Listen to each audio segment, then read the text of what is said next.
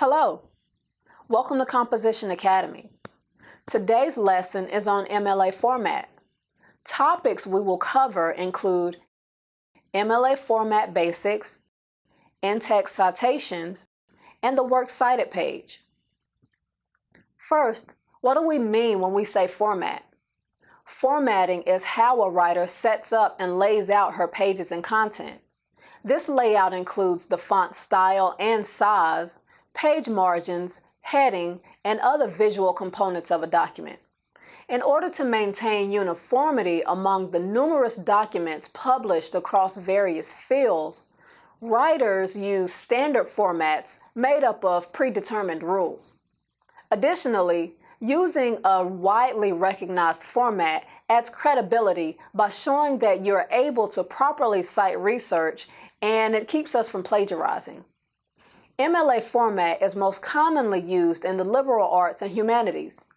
These might include English and literature, culture, and communications. MLA stands for Modern Language Association, which is the association that creates the rules for MLA format. From time to time, changes will be made to the MLA rules and a new edition will be created. In 2016, the 8th edition of the MLA handbook was published. This is the current edition and the one we'll discuss today.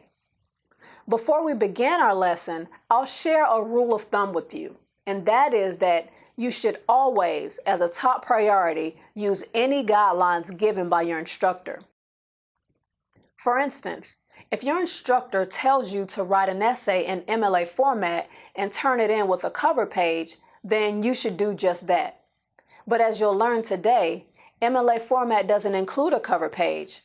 Well, you know what? The Modern Language Association isn't grading your essay.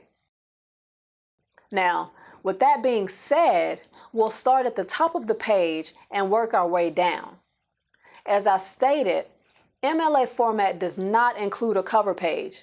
Instead, all important and identifying information goes on the very first page of your essay. To begin, make sure that your margins are set to 1 inch on the top, bottom, left, and right.